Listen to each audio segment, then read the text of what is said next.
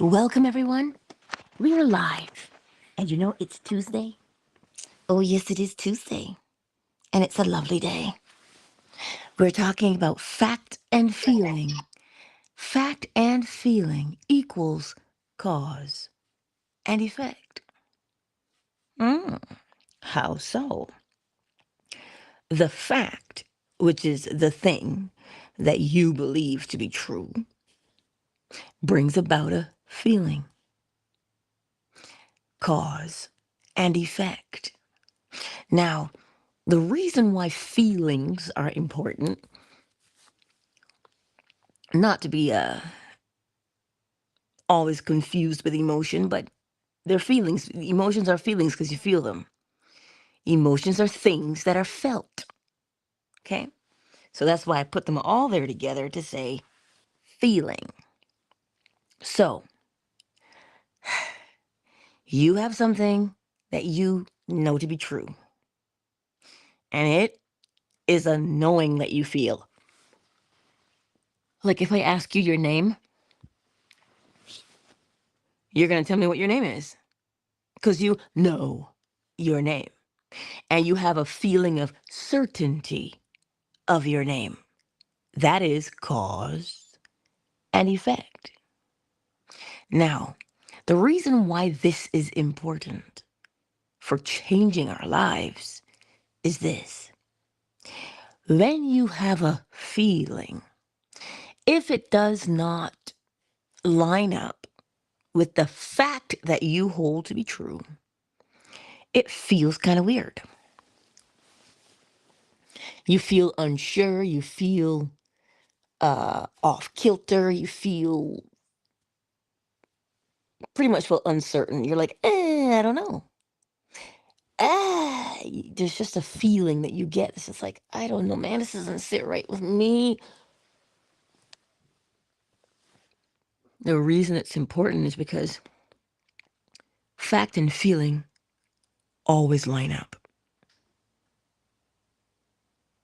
You see, we've spent so much time thinking that we are contradictory to ourselves. You can't contradict yourself. No. You can only do what you know. So it is contrary to law or principle to be contradictory to oneself. As within, so without. Every cause has its effect, and every effect has its cause. So you're always going to be in alignment because you cannot be out of alignment. It feels like we're out of alignment when we say things like, well, I got the opposite. You cannot plant corn and reap peas. So whatever you have on the inside is what you will experience on the outside. So you and I are always in alignment. And it feels like we're out of alignment when we don't know how we feel. When we don't know how we feel, you understand? This is why it's important, because if you know how you feel about a particular thing and you say, you know what, I determined that I was going to be this type of person. I determined I'm going to have this kind of attitude. I've chosen this attitude for myself. Well, this attitude comes with this type of behavior. So you start with your attitude that you want to have, and then naturally you will behave in the corresponding way. That's it. But if you say, you know, I don't like this feeling, how would you know to change? Because the feeling is the barometer. The feeling is the barometer. You need that to guide you to say, oh, these two things match. Or, wait a minute, I'm not quite there yet. So the feeling or the emotion is not something to be hidden or to be suppressed or to be masked because it will lead to self destruction. How so? Well, if you say, I'm going to behave like this, and that sits right with you, well, you are in alignment. Thereby, whatever's within that you say you are, that is what you will experience on the outside. But if you say, well, I know I want to do this thing, but I feel stuck and I can't. I don't know how to do it. Now, what has happened is you are fighting against yourself. You want to do something and you say, I don't know how. And it causes frustration. It causes agitation. So that would tell you you're not going in the right direction because peace accompanies the right direction. So because you have the barometer, which is your feelings, you taste them and you say, not quite. And you adjust yourself. And when you adjust yourself, that's when you can say, oh, wait, I'm just about. It's like when you're baking that cake and you do the test. You poke the cake with the toothpick. And if it comes out clean and not gummy, the cake is done. So what do? The toothpick is clean, so the cake is done. You take it out. But if you have the toothpick in there and you take it out and it's all gummy, that is your cue to say, oh, let me leave it a little bit longer. So everything we do, if we realize it, we're always adjusting and readjusting who and what we are based upon the present mood or present feeling. That is what we're constantly doing. Because when you realize that the feelings you hold, and you can use emotion here as well, interchangeably, because the emotion is still a barometer. The emotion is an effect. It's a barometer that you can use.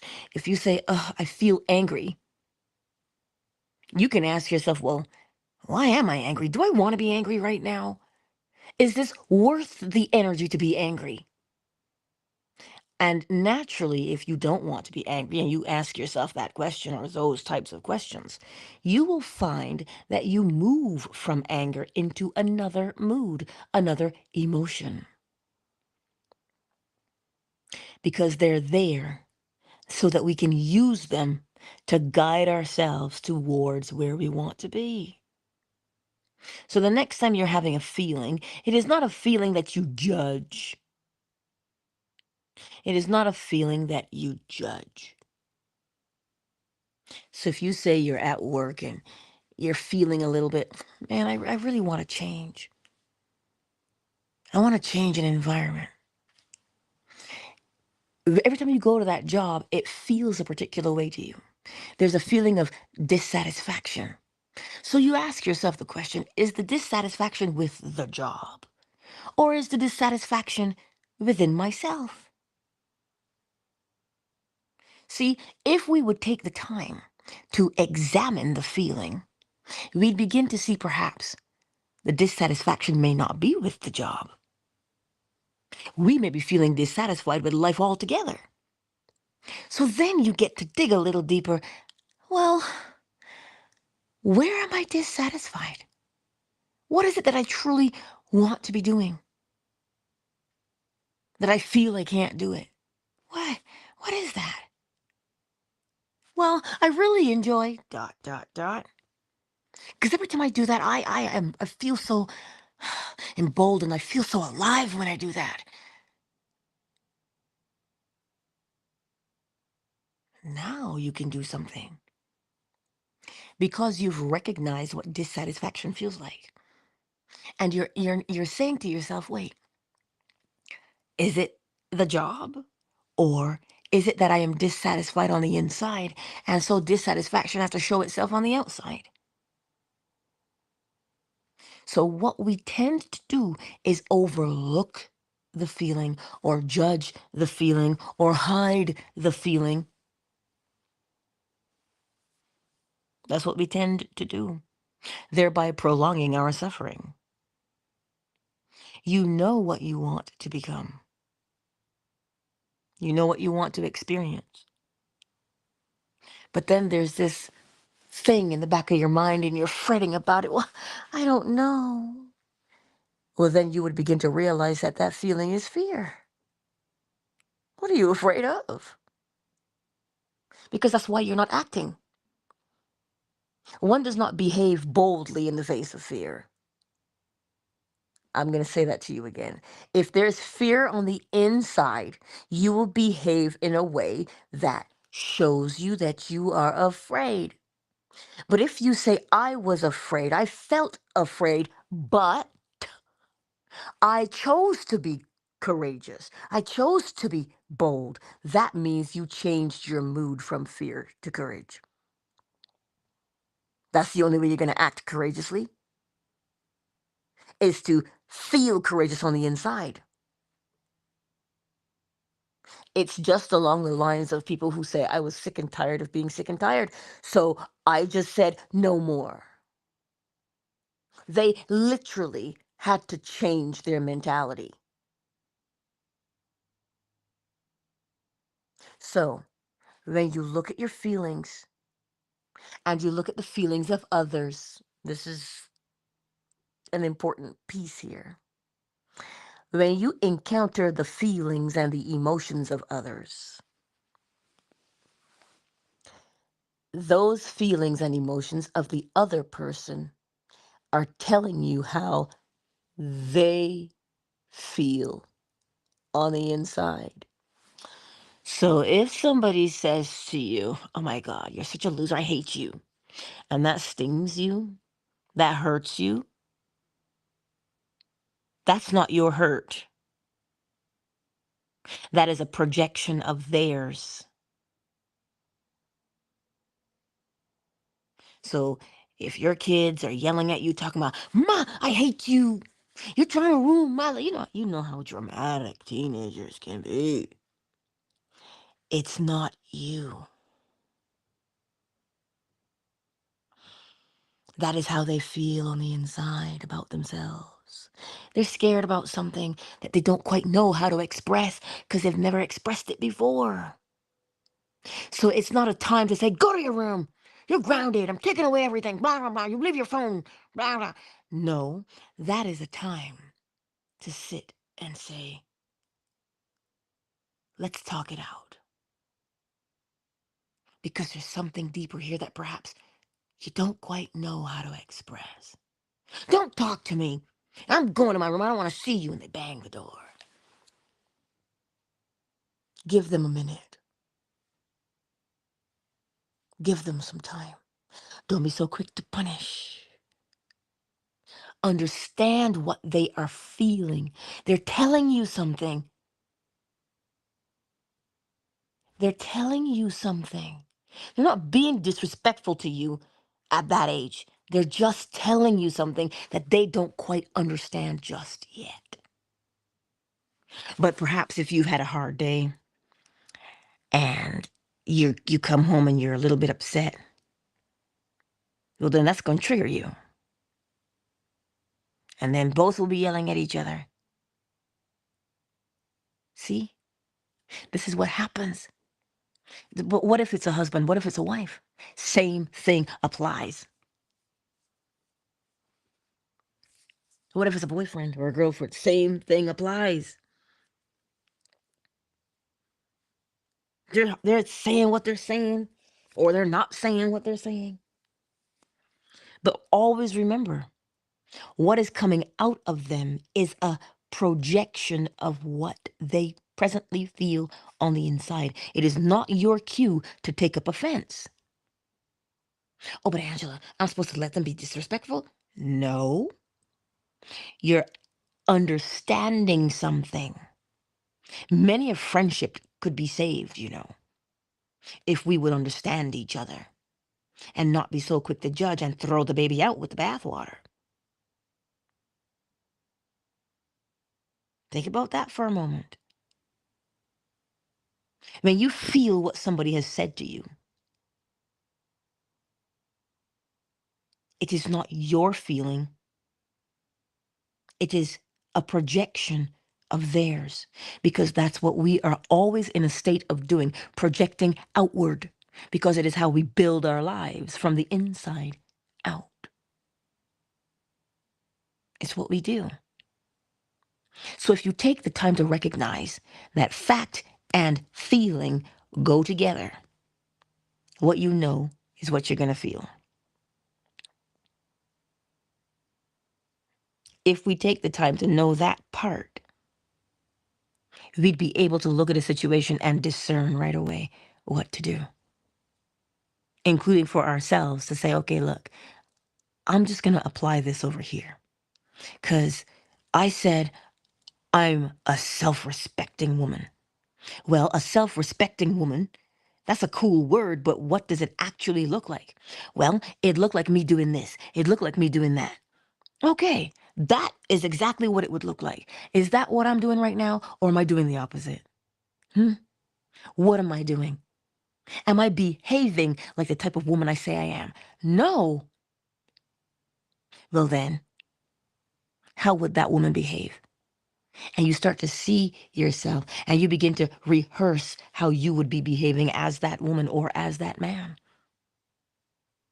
And you walk in it and you rehearse it because why?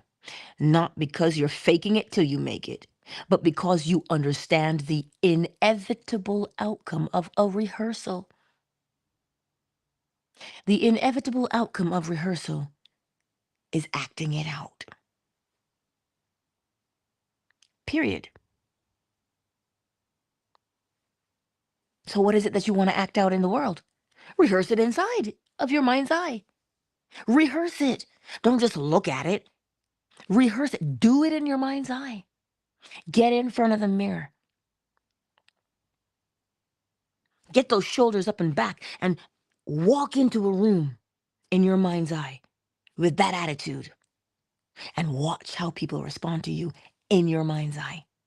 And if they respond to you in the way that you want them to, which is to, well, hi, it's so good to see you, because that's the way that kind of attitude would be greeted. Versus you walk into the room with your eyes downcast, your shoulders slouched. Now, if we were in Elizabethan times, they'd have a fan and they'd be whispering, "Oh my God, look at her! Oh my God, why is she here? Look at this wallflower." Well, you walked into the room like a wallflower, trying to hide, trying to be invisible. But if you walk into that room mentally with a particular attitude that says, you know what? I'm supposed to be here. I've come here to have a good time just like the rest of you. So I'm going to have a good time. You walk in there with that attitude in your mind's eye. And in your mind's eye, you see people responding to you with, oh my God, it's so good to see you. Handshaking, hugging, if you're that type of person. Well, now, what did you just do? You just walked with confidence. Confidence is the effect. Over and over again. You rehearse it until such time you don't have to rehearse it anymore because you're just doing it now. Is that not how we function? We don't rehearse anymore for the certain things we do, right? At first, we may have been afraid to drive, but now we out here leaning on that horn and rolling down our window. Get out of the way! Go, merge! Yeah. You see, we practiced our driving so much so that we were no longer afraid to drive, but now we are the ones hollering at people on the road, talking about get out the way. That's the whole point. That's what practicing and rehearsing does. So when you get a particular feeling, there's a fact that accompanies that feeling. And if you say, the type of person I am no longer matches that feeling, then I got to get a new fact about myself. So you get the new fact about yourself. We call them affirmations. But affirmations are not things that you just say willy-nilly and play incessantly before you fall asleep in your headphones. That's not what an affirmation is. An affirmation is a fact that you hold to be true about yourself. Why? Because you affirm it to be so every time you say it. Oh my God, nothing ever goes right. You have just affirmed it.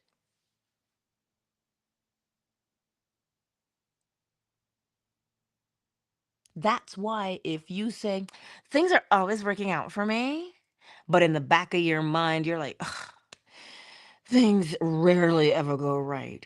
Those two things are at conflict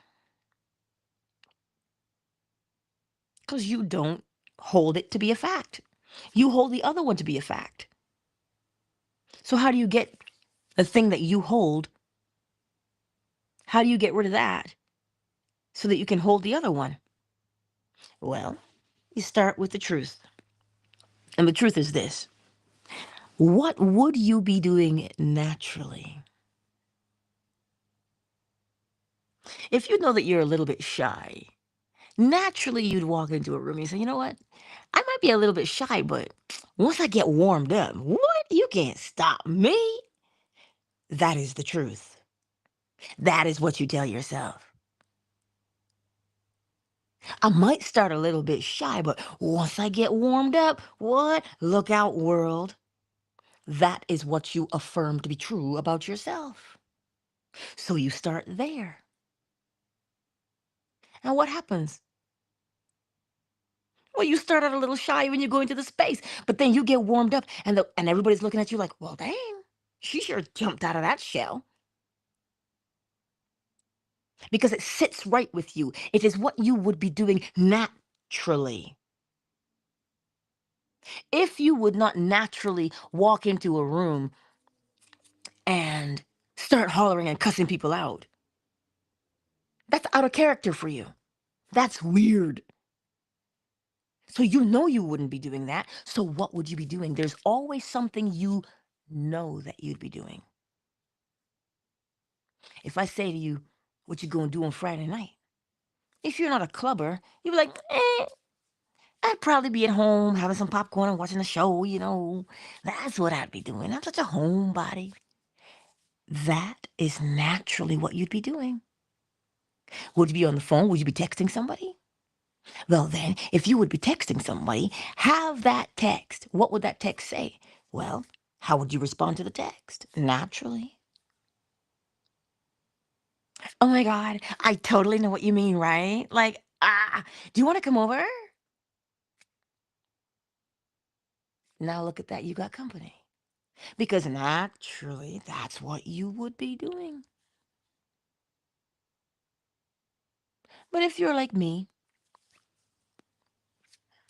I don't necessarily like people at my house.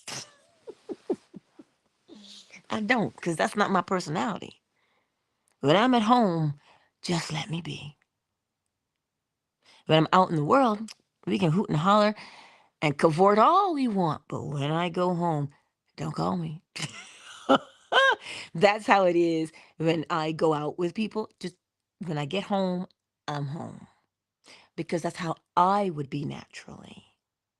So for things that I want to change in my life, I see them for what I would be doing when I'm outside. Because naturally, that's where I would be interacting outside. I'd go to the park, I'd go to the store, and I'd meet people and we'd talk and we'd hang out, we'd go for tea. Those are things I would do outside of my house, naturally. I would not imagine myself having people over because that's not what I would naturally do. I don't think it's something I want to change either. I like my space. So when you are changing, the fact that you no longer want to hold to be true? What fact do you want to replace it with that is true? Which means, what would you be doing in reality if you were the man or the woman you wanted to be? It's as simple as that. And you begin to rehearse it. You begin to rehearse the behavior that you would be doing until such time you move from rehearsal to action. Because that is the whole point of rehearsing, is to act it out. So, this morning, my beautiful friends, fact and feeling equals cause and effect. And they are always in alignment. So the next time you catch yourself saying,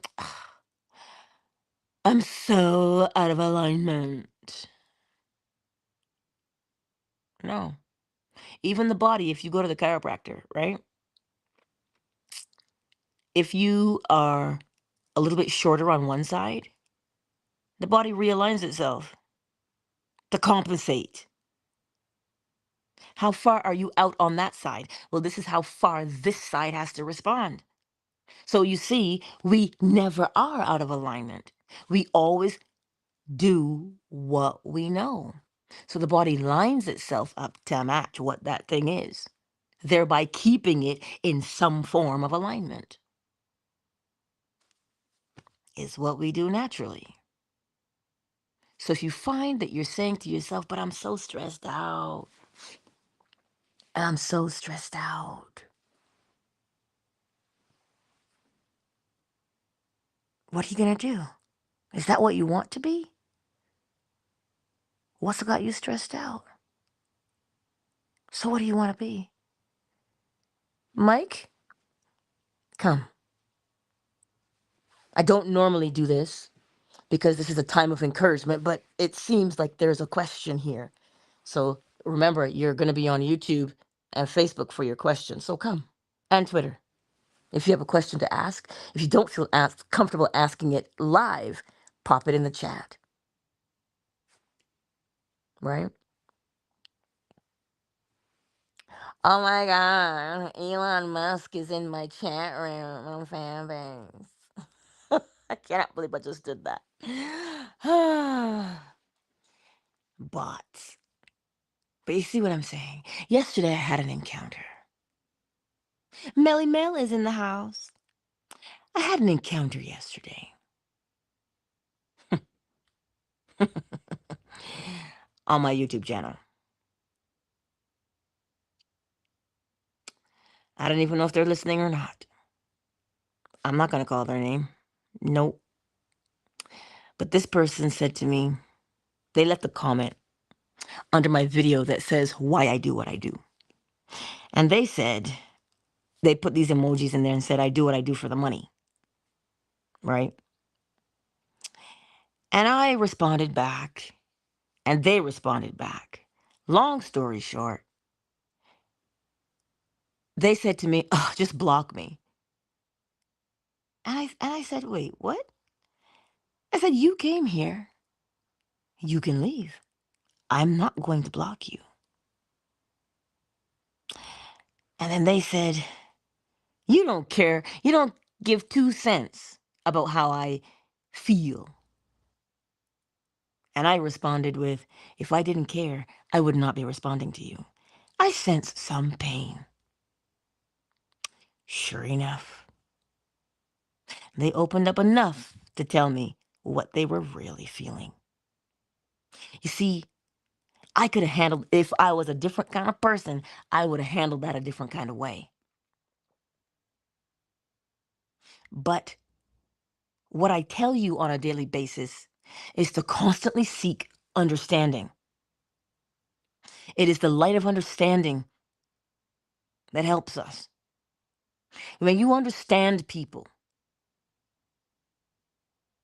if that is your personality, if you understand people, you will know how to behave. That's why I gave the example of the quote unquote bratty child. It's not that they're bratty per se. It's that we do not understand what they're saying to us. All we hear is allegedly disrespect. But I saw what was going on yesterday and I knew there was more because that's how pain works. Pain lashes out. Know the characteristics of pain. It lashes out to anything that is around it because we project outward.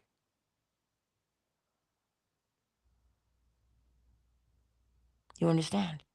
So if we take the time to understand ourselves, we would know why we behave the way we do. And we would see the underlying cause. And when we see the underlying cause and we understand it for what it is, then we can say, I don't have to fight this problem. I will rehearse a new cause. Because right now, I sure feel abandoned. I sure feel neglected.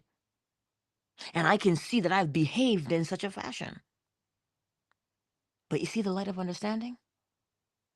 It shows you. It shows you the feelings that you're holding on to be fact. Nobody wants me. It's not that nobody wants you, sugar. That's not what it is. You've just seen abandonment and felt it. But remember, it is a projection from someone to you. It is not you. It is not who and what you are. It is a projection out of someone else. But because you pick it up and claim it to be yours, oh, look what I found. Can we keep it? Because you do that. Now, if you hold on to that and keep rehearsing the feelings of what abandonment is, what do you expect you're going to walk through life like? You're going to walk through life with this one phrase: nobody ever sticks around. Everybody always leaves. And see, that's what you affirm to yourself. But with the light of understanding, you will see it for what it was. Something you picked up, like poop on the bottom of your shoe, and you just didn't scrape it off. So the light of understanding shows you, wait a minute, I'm not actually abandoned. I, wait, I'm not. And you start to feel a shift within yourself.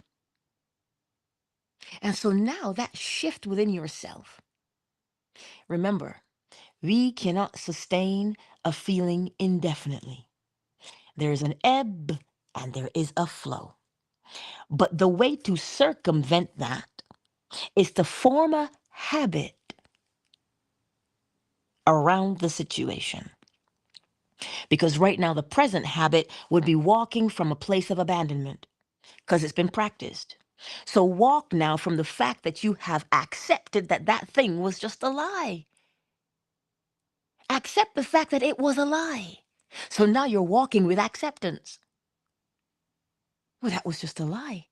So if that's a lie, then I must be accepted. I'm acceptable. And so now you walk with that new fact of, wait, I am acceptable. I was just believing a lie that I wasn't.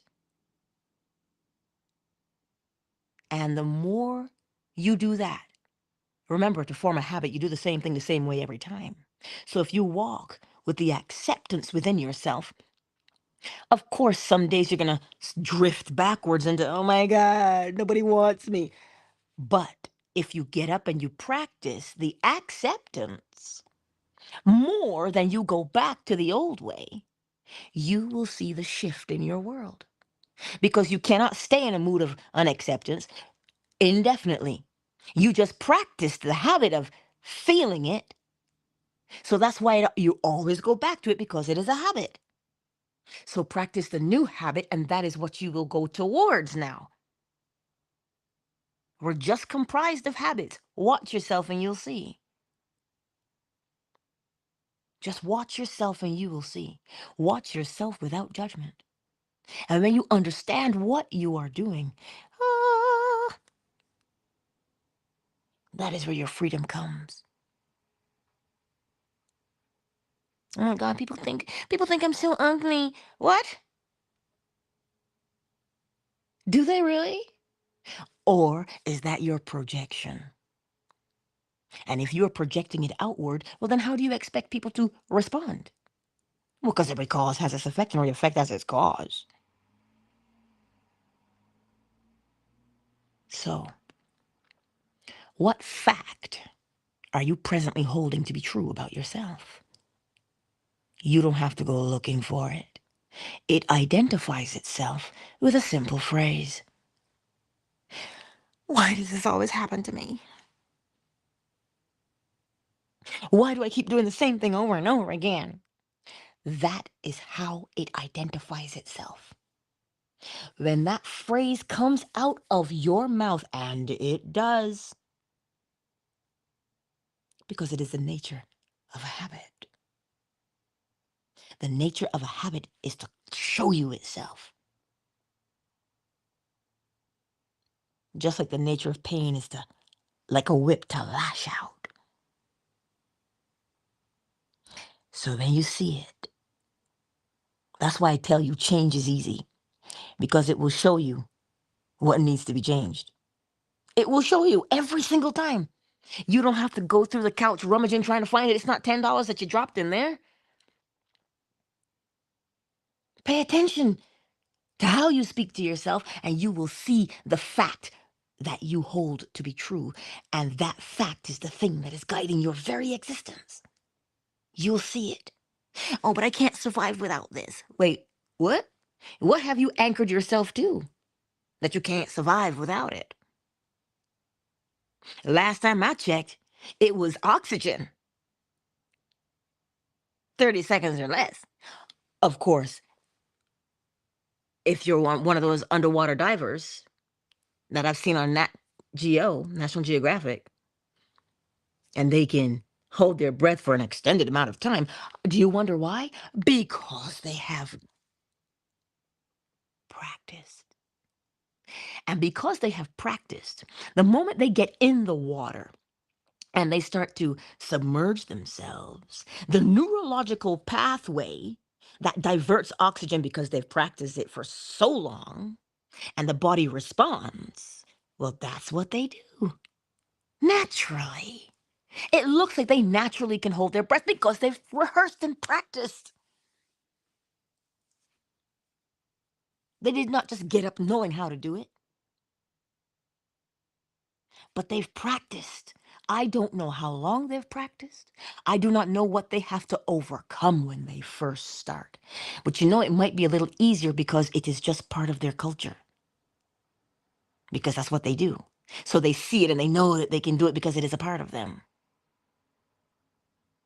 Right? Just like a cookout is a part of what we do, allegedly. So then we know how to handle a cookout. Don't put raisins in your coleslaw, right? We know how to handle it just like they do when they go out and submerge themselves and hold their breath for 3 to 5 minutes. And you're like, what in the? We on the outside look at that and say, how miraculous. No, it is not miraculous. It is cause and effect because they have practiced doing it neurologically. As soon as they step into the water, their body goes, oh, we're doing this because we've done it before. And whatever they need, like Usain Bolt, he's ran for so long as a little boy. He just has a larger lung capacity because he's trained himself to do so. So the body responded to match what he did. So you and I do the exact same thing. Nothing is too, I want to say, insurmountable. You can overcome your present situation by understanding that it is a behavior that you've done incessantly. You know, kind of like how I talk incessantly, but I digress. So you, once you become aware of the fact that you are holding on to, then you will know exactly what to do to change it. You will recognize it for what it is, a habit. And once you see that it is a habit and you know how to make a habit, well then, can't nobody break my stride. Nobody gonna slow me down. Oh no. Oh, what you trying to tell me I shouldn't sing? Wow, little bit. I don't know if you guys heard him, but I heard him.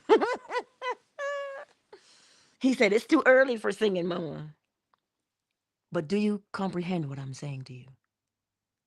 So no more. When you walk through this world today, embrace the fact that you have it within you to change. And it is not something that can beat you down anymore. Because you know what to do now, you know what it is. It is only a fact that you've been holding on to, thereby causing the feeling. Change the fact, the feeling will change naturally because it must. Every cause has its effect, and every effect has its cause. I trust it makes sense to you today. If not, my DMs are always open like a 7-Eleven, and I will respond. Okay? I'll respond. Who's kicking it with us today? We got Sugar Visions, and we got Melly Mel right here in these YouTube streets. Well, they're the ones who've made themselves known in the chat. So, hello, I see you. Twitter, well, Twitter is as Twitter is. Tumbleweed Twitter, but you know the replays be popping. Fanbase, who is with us this morning? We've got the lovely Flo Smiles. My sweet Miss McQueen. Summer Rose. Miss Deborah. Oh, oh, oh. I want you to know, Miss Deborah, that was specifically for you, okay? Because as soon as I said your name, those wings went off and that sound came out, and he said, hello, Miss Deborah. My darling KZ, I see you, Moon, and Dolphin Duck. I see you too. He's outside the door of my room. My bedroom door is open, but he decided to hop out into the hallway because he was trying to get to the girls. He got a one-track mind. But I trust that today makes sense. And that you and I will go through this day and recognize the fact that we hold to be true without judgment. Without judgment. Yes, without judgment. Okay? And know that we can change. Because if you are the one dictating the change, why should you be afraid? Did you not just define what you wanted your change to be? I don't want to be this kind of person anymore. I want to be this one. You have defined. Yes, child, I heard you. You have defined what the change is. So there's nothing to fear. It is not unknown. You just said you want to become this. So there's no reason for you to be afraid to become it because you know how it will turn out. You know that as long as I change this fact, well then, these things will change on the outside. So let not your heart be troubled.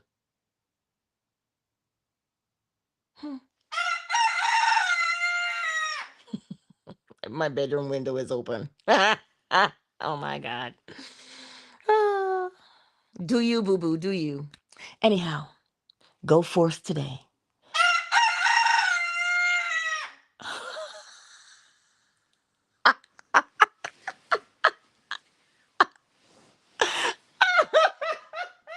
Little bit. Miss Deborah says it's too early. She's got her hand on her knife and fork, so you gotta hush. And he just told you how he felt about that. Listen, this he brightens the day, okay? He just brightens everything up. He just does. You get up and you go out into the world and you now know what you know. But don't just be a hearer of the word, be a doer of the word. How do you do it? Well, you see where you are, and then you ask yourself, what would I be doing if I were the man or the woman I wanted to be? What would you be doing? And you start to rehearse what you would be doing in your mind's eye. Because once you start to rehearse, what is the outcome of rehearsal? Ask anybody who gets on a stage or anybody who's in the public eye. The inevitable outcome of rehearsal is to act it out. So you know that? Now let's do it. Countdown initiated. 5, 4, 3, 2. I'll wait for you to do number 1, darling. I'll wait.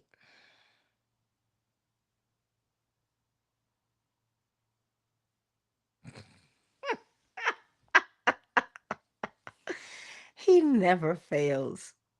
Like ever. There you go. Thank you for not making Mama look bad. Thank you, sugar. 1. Go forth and know that you are great. And whatever you put your mind to prospers. Oh, yes, little bit, yes. Viewing pleasure is in the house. Hey, girl. It's good to see you. Anywho, I love you all. Mwah. He always has to have the last word, so I'll give it to him. Peace out, everybody. See you tomorrow, 7 a.m. Eastern Standard Time, right here on YouTube, Facebook, Twitter, Fanpage.